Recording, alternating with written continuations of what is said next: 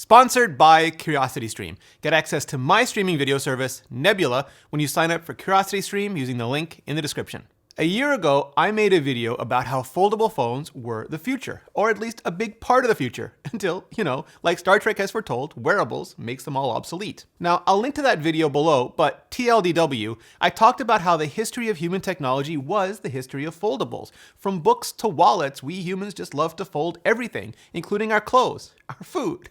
Oh, yeah, now I want a taco. I even mocked up folding iPhone concepts in Photoshop that look a lot like what the Modern Moto Razr and just announced Samsung Flip turned out to look like. And now, because those phones are coming out, people are wondering once again, out loud, where Apple's foldable phone is. After all, the Flip shows the hardware is ready, right? So it's Apple's software that must then be the problem? Wait, hold up. Or just fold up. I'm Rene Ritchie, and this is Vector.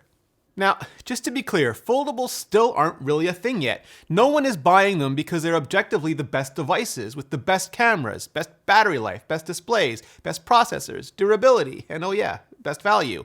We few nerds are buying them because they're subjectively the most novel devices right now. Way more interesting than the so damn always boring slab phones we've all been subjected to for the last decade and a half. But they're also not really usable as anyone's only device right now either. They're mostly a second, third, even fourth or more device this year for the small, affluent industry insider market Samsung and a few other companies have realized they can target, using foldables as just the fastest way to separate us from our money. Most people, the vast majority of people, are still buying those far more reasonably priced, robustly spec'd slab phones, and should be, at least until foldables aren't just subjectively novel for people who routinely go through a dozen phones a year, but are truly objectively better for people who need the best phone possible and for it to last for several years. And those are two very, very different markets. Okay, so there are currently two main types of foldables on the market. First are essentially foldable tablets, phones that fold open into tablets. The Samsung Galaxy Fold is the best known example because it got a big, flashy announcement, then shipped, then broke, then halted, then refactored, then shipped again. And that got the Fold just a crap ton of attention. It folds like a book with a small screen on the outside and a big screen inside. Software-wise, I think a Galaxy Fold, book-type Apple foldable would actually be one of the simplest to implement. On the outside, you'd just present a 4-inch iPhone interface, the one found on the iPhone SE. I mean, if it really has to be kept so super teeny tiny. Otherwise, the 4.7-inch iPhone 8, or sure, iPhone 9, or whatever the next entry-level iPhone is called, that interface would just be about perfect. Open it up and you'd get the 7.9-inch interface from the iPad mini. Since Apple already supports size classes from compact iPhone to regular iPad style and universal binaries that contain both the iPhone and iPad interfaces, all the building blocks are already there. It's how multi-window apps work on the iPad already. Regular class when full or half screen, compact class when a third of the screen. If developers have implemented it for iPadOS, it might even just work on a foldable pad screen, including multi-window when opened up as a tablet. Huawei's Mate 10 is the other well-known foldable tablet. It had a flashy debut at the beginning of 2019 and shipped in China only at the end of 2019. But now, at the beginning of 2020, there's still no word on when the rest of the world might get it. Unlike the Galaxy Fold, the Mate 10 isn't an innie, it's an outie, as in the screen side outie. Not like a book, but like, I don't know, not anything else that I can think of. But whatever, a Mate 10 style folding tablet would probably be even easier to implement. iPad Air interface when open, iPad mini interface when closed. And for all of these, just make sure it keeps supporting Apple Pencil and we're flying. The second type of foldable we're currently seeing are essentially foldable phones. Phones that fold down into, I don't know, like pagers. The Moto Razr in all its nostalgic retro future glory was announced late last year and just started shipping. The Galaxy Flip, technically the Galaxy Z Flip, reportedly named after Gen Z as its target market, was just announced this week and will ship shortly. Both of them are book-style INZI type foldables with the main screens on the inside. The Razr has a square display on the front when it's closed. That would technically be a compact size class, vertically akin to the iPhone in landscape and horizontally to an iPhone in portrait. This might be the biggest challenge for Apple to implement, not in theory, but in practice, as landscape interfaces on the iPhone have just always felt cramped. And whatever you do, just no secret rocker mode, please. The Flip has a tiny pill-shaped display on the front. If Apple went that way, iOS could just push banner-style notifications to it. Or, even better, Apple could put the Apple Watch display there, and then you'd have all the functionality of complications and everything else. Open up either phone, and you just get the current iPhone interface. No framework fuss, and absolutely no developer muss. Except for that Flip Flex mode, where you get different apps on the top and bottom of the crease. Those would both have to be the same compact size class as the front display. It might already work, again, in theory, but it would benefit enormously from some special attention and consideration to really optimize for its persistent use. And, to bring multi-windowing to the iPhone. So if the software isn't really a roadblock or even much of a stumbling block, what about the hardware? Some might say Samsung is so far ahead in the hardware already, it would just take Apple too long to catch up. And maybe, sure, but the first time I ever heard about a modern foldable phone was way back in 2010, like the iPhone 4 era, and it was about Apple already prototyping them. So at best, it's totally possible Apple has already spent a decade on R&D on this stuff. I'm not an expert in what it takes to make flexible displays, but a lot of people have tried, a lot of people are trying, and maybe somebody will have a breakthrough, but many years away. If not, at worst, it's also important to remember that Samsung isn't mostly a phone company. It's actually mostly not a phone company at all.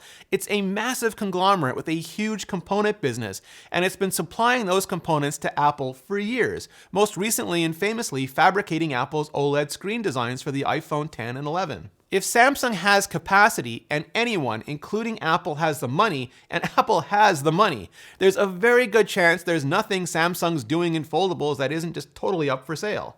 Now, some might argue the use cases aren't there. Like I said at the beginning though, the history of human technology is the history of foldables. Hell, even laptops fold. And why? Because it makes them ever so much more convenient to carry around than desktops. While some of us can fit mini tablets into the back pockets of our not-so-skinny, not-at-all hipster jeans, many people just can't. If they need to bring a tablet, they need to bring a backpack or messenger bag to carry it with. A folding tablet, though, might still fit in a pocket or a handbag. And as the currently ubiquitous slab phones continue to get bigger and bigger, trying really hard not just to glare in your direction Galaxy S20 Ultra, they simply get too big for some people to easily carry around either. For those people, just like a wallet or classic flip phone, sacrificing some depth to save on some length, for those people just makes the kind of sense that does. So if the software isn't a huge problem and the hardware is available and has some practical applications, why isn't Apple announcing a foldable tablet or phone right now? Because, and say it with me because you already know the answer, the current hardware implementations just aren't there yet. They still have far too many compromises to be mainstream devices, and when it comes to mobile, Apple only makes mainstream devices. Moving from the plastic screens of the Galaxy Fold and Moto Razr to the glass screen of the Galaxy Flip looks to be a huge leap forward in terms of durability, but we'll have to see how well it holds up when the Flip actually ships and thousands of people get their hands on it in the real world. Even then, it still has a crease, which is probably one of the real deal breakers for Apple right now. The crease is like a notch you not only can never unsee, but can never not feel. And like with the notch, you can subjectively hate it, but you can also make arguments that, like the forehead or the hole punch, none of them are still good solutions. With the crease, you can't subjectively argue that it's better than no crease, not at all. The other deal breaker is probably price. Foldables are currently in the early adoption phase, nowhere nearly mainstream acceptance. The technology required to make them is expensive, and that makes the retail price even more expensive. Apple's biggest advantage in the consumer market is packaging technology in a way that's highly appealing to the mainstream, mostly at the exact right time to ride or push it into the mainstream. The iPad wasn't just simpler and tons more fun than the tablet PC at the time. It was $499 at launch, not $999. $1499 for an iPhone Flip or $1999 for an iPad Fold just ain't it. All that said, I think Apple could eventually make super interesting foldables. The company would likely pick a single target, at least at first, and since it makes everything from the silicon to the hardware to the software to the interface, the experience could be extremely well tailored to that target. Something that's more challenging when you're Android with Google or without it, and having to work for Samsung and Huawei and Motorola and sure, why not? Royale Flex Pi. Given what everyone from Apple Display to the Taptic Engine teams can do, foldable iPhones, foldable iPads, hell, foldable MacBooks, where both sides are screens and different haptic keyboards and control surfaces can manifest opportunistically when and as needed. But None of that is going to happen until the technology becomes more mature, until it moves from novelty to the mainstream, or very nearly. Just like there was years of Palm and BlackBerry before the iPhone and a decade of tablet PC before the iPad and Pebble before the Apple Watch, there are going to be a bunch of folds and flips and, flings before Apple enters the foldable ring. Or, wearables makes them obsolete, and then projectables do the same thing to wearables. And that's what's so cool about the future, and about Nebula. Nebula is the video platform built by and for independent creators like CGP Grey, Legal Eagle, Tirzu, Kurgazat, Wendover, Kento Bento, Super Bunny Hop, 12-Tone, and yours truly. We're building it because we want a place where creators can try out new content ideas that might not work on YouTube, like Edith, Dave Wiskus' new film all about all the sunglasses worn by Tony Stark in all the Marvel Cinematic Universe movies. And because it now comes bundled with CuriosityStream, you also get access to thousands of documentaries and series, like Trek Nation, from the son of the creator of Star Trek, that explores his famous father's creation and how it has affected people. Foldable, wearable, or projectable. By signing up for just $19.99 a year, for the whole year, you won't just be helping me out, but the entire educational community as we work together to build a place where we can give you the content you really want. Just go to curiositystream.com/vector for unlimited access to the world's top documentaries and nonfiction series. And now, Nebula as well. Enter the promo code VECTOR to start your membership completely free for the first 31 days. Thanks CuriosityStream, and thanks to all of you for supporting the show. So, all of this said, I'm only going to expect an Apple Foldable when I see one. There's just so much potential in the concept, the whole history of human technological potential, but it's still just that, a concept. And the only thing worse than no Apple Foldable would be a bad Apple Foldable. At least that's what I think. Now, I'd love to hear what you think. So hit like if you do, hit subscribe if you haven't already, fold that bell gizmo so YouTube will actually tell you when new shows go live, then hit up the comments and let me know. Do you want to see a foldable from Apple? If so, which one? And more importantly, when? Thanks for watching. See you next video.